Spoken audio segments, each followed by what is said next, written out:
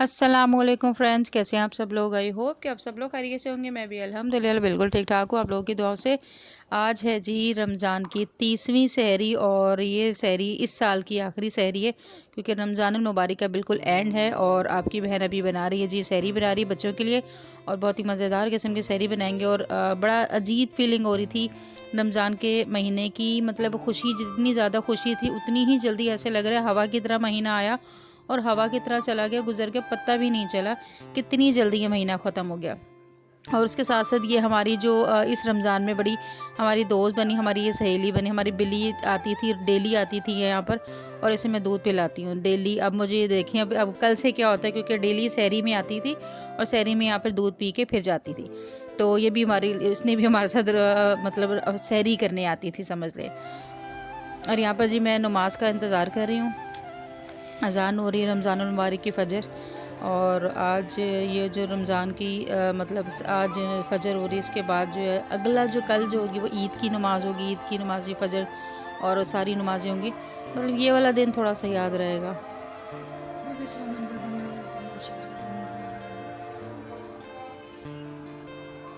आज आखिरी रमज़ान है। आज हम रमज़ान की आखिरी नमाज़ पढ़ रहे हैं, मतलब रमज़ान की आखिरी फ़जर, इसके बाद ईद हो जाएगी। और आम दिनों की नमाज़ें तो है ही, लेकिन रमज़ान मुबारक के महीने की जो नमाज़ है वो हम आज आखिरी पढ़ें। इसके बाद अगले साल होगी, देखो अगले साल नसीब होती है नहीं होती, अल्लाह खैर करे इंशाल्लाह। यहाँ हमने सहरी वगैरह करके नमाज़ वगैरह, मतलब सहरी वगैरह कर ली थी और नमाज़ का वेट कर रहे थे। तो अब मैं नमाज़ पढ़ने लगी थी। नमाज़ पढ़ के इसके बाद फिर हम लोग सो जाएंगे, और सो के उठ के, क्योंकि जुमातुल विदा है, जुमातुल विदा को टाइम से उठना भी है, नमाज़ भी पढ़नी है।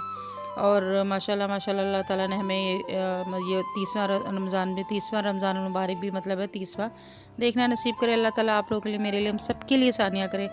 मैं कहती हूँ एक माँ जब एक औरत जब माँ बन जाती है तो कितनी अजीब फीलिंग, कितनी चेंज हो जाती है ना बच्चों के लिए। जहाँ अपने लिए कोई काम नहीं होता वहाँ पे बच्चों के लिए हम कितने काम कर लेते हैं। सहरी बनाना, अफ्तारी बनाना, पूरे रमज़ान मुबारक मैंने अपने बच्चों को बड़ी कोशिश की कि रोज़ा ना लगे, तो उससे मैं सहरी से रमज़ान में मतलब रोज़े से पहले बच्चों को ज़्यादा से ज़्यादा टाइम देते कि चलो सोए रहें, सुकून से रोज़ा गुजर जाए बच्चों का। अच्छा, यहाँ पर जी अब जुमा हो गया तो सारे जुमे की तैयारी कर रहे थे, तो आज सब जुमा पढ़ने गए माशाल्लाह अल्हम्दुलिल्लाह। यहाँ मेरी मटको भी उठ गई थी, मेरी कट्टो भी उठ गई थी, इसके अभी नींद में थी ये।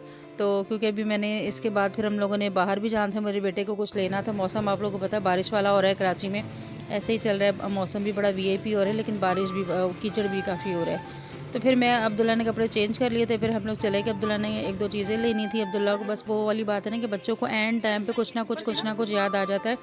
वही माँ जो, मैं कहती हूँ मुझे घर से बाहर निकलना ना बड़ा मुश्किल लगता है, लेकिन बच्चों के लिए डेली मतलब सहरी भी बनानी है, इफ्तारी भी बनानी है, घर के काम भी करने हैं। आप सब लोगों को पता है कि इस टाइम जो रमज़ान के जो आखिरी रमज़ान के जो दिन होते हैं ना, घर के इतने काम होते हैं, इतने काम होते हैं, इतने काम होते हैं जिसकी कोई हद नहीं। तो वो सारे काम भी करने, इसीलिए फिर इसी वजह से मैं उन सब की इतनी ज़्यादा वीडियो भी नहीं बना पाई। फ्रिज साफ़ करना, किचन क्लीनिंग, घर की क्लीनिंग, वो सब करनी थी, तो वो सब भी हुई साथ साथ। और साथ फिर मैं बच्चों के बाज़ार भी जाना था, बच्चों की कोई ना कोई चीज़ रह जाती, माँ फिर एफ़र्ट लगाती है कि भई जहाँ मैं अपने लिए अगर मुझे कोई चीज़ लेने जाना पड़ता ना, मैं कभी ना जाती।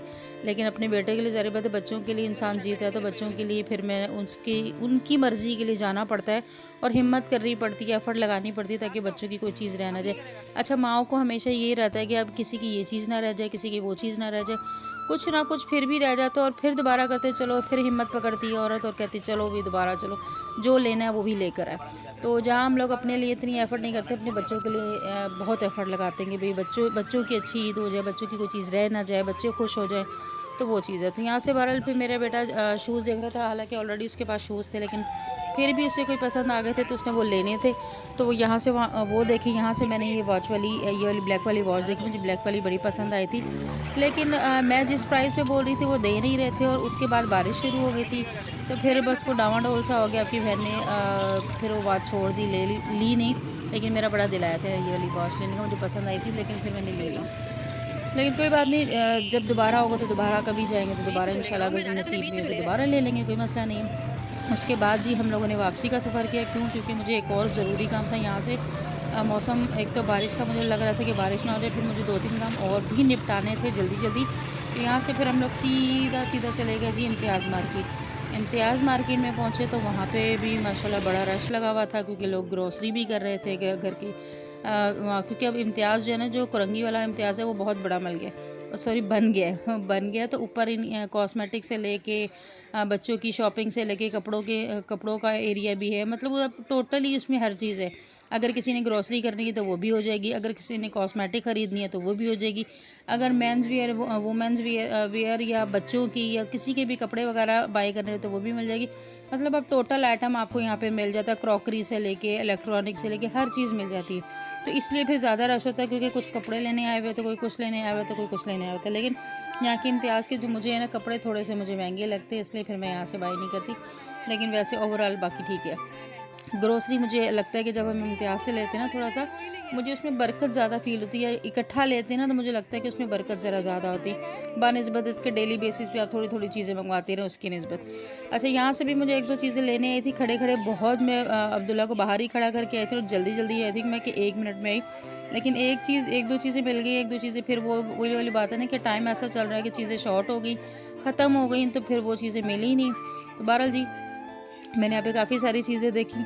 तो आप लोग बताएं, आप लोगों का रमज़ान मुबारक का आखिरी दिन कैसा रहा और कैसा रमज़ान मुबारक का महीना पूरा गुजरा? अल्हम्दुलिल्लाह मेरा बहुत अच्छा गुजरा।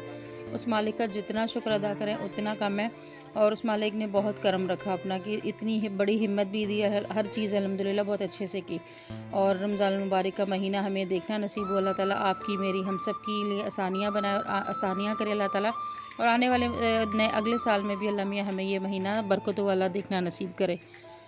और इसके अलावा आजकल बस रूटीन बहुत टफ चल रही है। और आप लोग मुझे बताएं, आप लोगों ने चैनल को सब्सक्राइब किया है या नहीं किया? अगर नहीं किया तो मैं आप लोगों से नाराज़ हो गई हूँ, क्योंकि आप लोग हमेशा वीडियो देख लेते हैं, वॉच कर लेते हैं और सब्सक्राइब नहीं करते। कितनी बुरी बात है यार। सब्सक्राइब कर दें, अगर वीडियो पसंद आती है तो लाइक भी कर दिया करें, शेयर भी कर दिया करें, और अपनी बहन को दुआ में बहुत ज़्यादा याद रखा करें। ये तो लाजमी किया करें, दुआ में ज़रूर याद रखा करें कि अल्लाह ताला मेरे लिए भी आसानियाँ करे और मेरे हक़ में मेरे और मेरे बच्चों के, मेरे हस्बैंड के, हम सब के हक़ में जो बेहतरीन मामलात हो ना, हर मामले में बेहतरीन मामलात फरमाए। आमीन सुम्मा आमीन।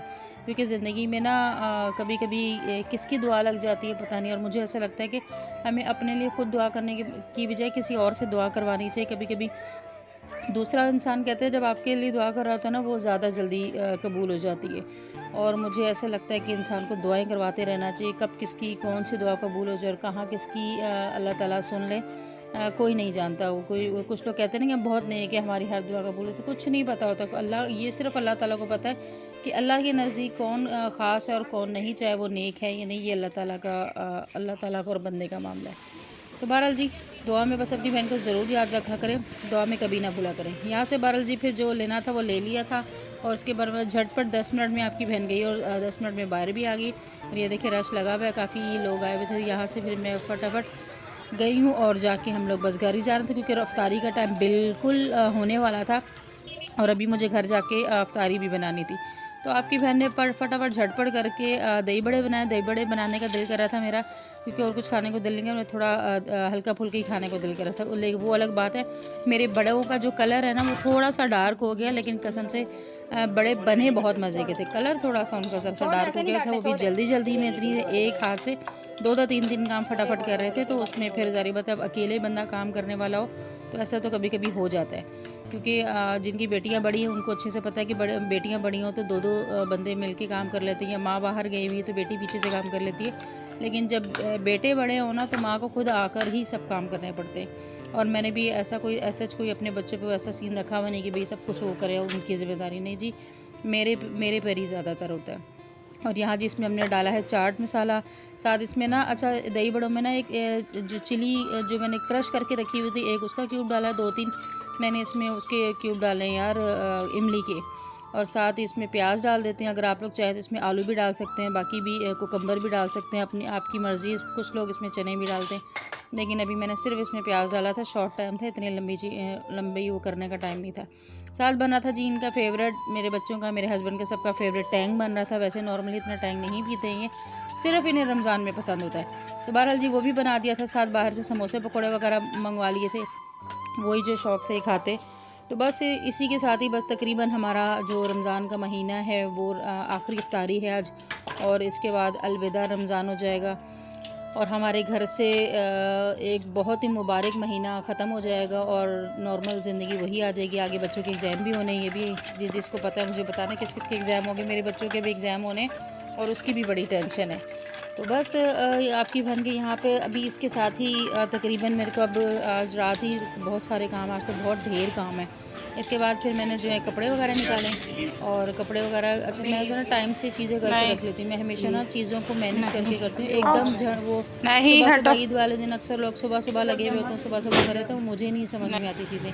मैं टाइम से चीज़ों को करके रखती हूँ। बाज़ दफ़ा तो मैं एक ही जगह 2-2 दिन पहले भी कर लेती हूँ। तो इसी तरह मैंने अपने कपड़े, अच्छा इस बार आपकी बहन ने कपड़े नहीं लिए भाई, फिर नहीं बोलना कि ये वाले कपड़े, ये तो मैंने नॉर्मली रमज़ान में पहनने के लिए लिए थे, लेकिन वही मैंने फिर अभी पहने, क्योंकि मैंने भी पहने ही नहीं थे घर में पहनने के लिए, नॉर्मली यूज़ करने वाली आपकी बहन।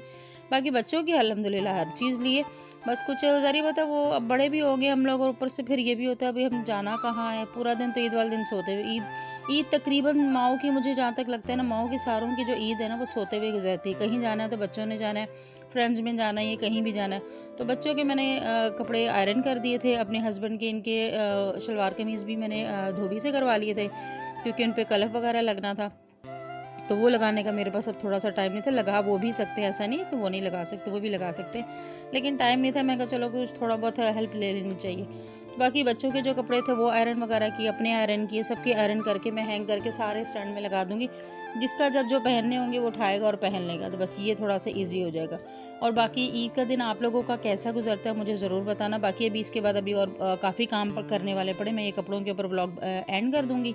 इसके बाद यहाँ से ही मैं अगला दूसरा व्लॉग स्टार्ट करूँगी, जो चांद रात से शुरू होगा और ईद पे ख़त्म हो, ईद वाले दिन पे ख़त्म होगा, क्योंकि अभी मैं अगर वो ही चीज़ सारी डालूँगी तो बहुत लंबी हो जाएगी। तो आप लोग मुझे बताना कि आप लोगों का जो ईद होती है वो कैसे गुजरती है, सो के गुजरती है या कहीं जाकर गुजरती है, अपनी अम्मी अब्बू के जाते हैं या कहाँ जाते हैं, कहीं भी जाते हैं, मतलब बताना मुझे आप लोगों को, ताकि मुझे पता चले कि किसकी ज़िंदगी में कितनी एक्साइटमेंट है, कौन कैसे अपनी ईद को ज़्यादा से ज़्यादा बेहतरीन बनाते हैं। मेरी चांद रात बहुत बिजी गुजरती है, बहुत ज़्यादा काम होते हैं कि पूरी रात मतलब सारे कामों में हमारी टाइम गुजर जाता है। लेकिन जो ईद वाले दिन होते हैं ना, क्योंकि जो फजर होती है ना, जब ईद की नमाज़ पढ़कर सब घर पर आते हैं तो आकर जो है ना खाना खाते हैं। अच्छा ये जो मेरे सास इस तरह करती हैं कि उनके जो बच्चे ना वो नमाज़ पढ़ के आके खाना खाते, नाश्ता नहीं करते, उन्हीं की वजह से ये वाली चीज़ मैंने भी अपनाई है, क्योंकि मेरे हस्बैंड ज़ाहिर बात उन्हीं के बेटे हैं, तो ज़ाहिर बात उन्हें सुबह ईद की उनकी नेचर है कि भाई मैं सुबह जब आता हूँ ना तो आके मुझे खाना खाना पसंद है, मुझे नाश्ता पसंद नहीं है। तो फिर मैंने ज़िंदगी में अल्हम्दुलिल्लाह हमेशा जो है ना इस चीज़ को हमेशा पल्ले से बांधा है कि जो चीज़ मेरे शौहर को नहीं पसंद वो नहीं करनी, जो चीज़ पसंद है वो उसी हिसाब से फिर मैं चीज़ों को मैनेज करती हूँ। तो ईद वाले दिन ये होता है कि मैं रात में ही सारी चीज़ें करके सुबह में जब मेरे हस्बैंड नमाज़ पढ़ने जाते हैं उस टाइम पे बस फटाफट खाना रेडी कर लेती हूँ। जब वो लोग बच्चे और हस्बैंड वापस आते हैं तो खाना खाते हैं, और खाना वाना खाने के बाद फिर मैं फ्री होती हूँ। पूरी रात चांद रात को जागते गुजर जाती है, घर के काम करते गुजर जाती है, लेकिन ईद वाले दिन फिर नमाज के बाद जो होता है मैं बिल्कुल फ्री होती हूँ। उसके बाद फिर पूरा दिन बस मैं सो रही होती हूँ, या फिर यही बस घर में टाइम गुजर रहा होता है, या अगर कोई आ जाए तो आ जाए। तो बाकी बच्चों का ये होता है, उन्होंने कहीं जाना है, दोस्तों में जाना है, वो पूरा दिन उनकी ज़ाहिर बात है बच्चों की ईद होती है। माँ बाप हम लोग कहते हैं बड़े हो जाएं बड़े हो जाएं, लेकिन बड़े होकर सिर्फ जिम्मेदारियाँ ही होती हैं और ईद तो बच्चों की ही होती है। माँ बाप की तो बस बच्चों की चीज़ें पूरी करते और बच्चों के मसले हल करते हुए ही गुजर जाती है। तो बस यही था मेरा आज का छोटा सा व्लॉग। अगर मेरी बहनों को, भाइयों को, जो किसी को भी आप लोगों को पसंद आया तो लाइक ज़रूर करना, अपना ओपिनियन ज़रूर देना, आपकी ईद कैसे गुजरी है ज़रूर बताना। चांद रात मेरी तरफ से आप लोगों को मुबारक हो, ईद मुबारक हो, और खुश रहें और खुश रहने दें। और ज़िंदगी बहुत छोटी सी है, मुझे लगता है कि ज़िंदगी ना जब मौका मिले ना तो फ़ौरन जी लेना चाहिए, क्योंकि ज़िंदगी बहुत छोटी है और हम लोग ना बहुत टाइम ले लेते हैं कुछ चीज़ों को करने में और समझने में। तो जब मौका मिले तो फ़ौरन जियो और ख़ुशी से जियो, सुकून करो, एंजॉय करो ज़िंदगी को। बस ज़िंदगी रही तो, और अपनी बहन को दुआ में ज़रूर याद रखो। तो ज़िंदगी रही तो आप लोग से दोबारा मुलाकात होगी नेक्स्ट वीडियो में। बिल्कुल मिस नहीं करना, लाजमी देखना, आप लोगों को बहुत मज़ा आएगा। अल्लाह हाफिज़।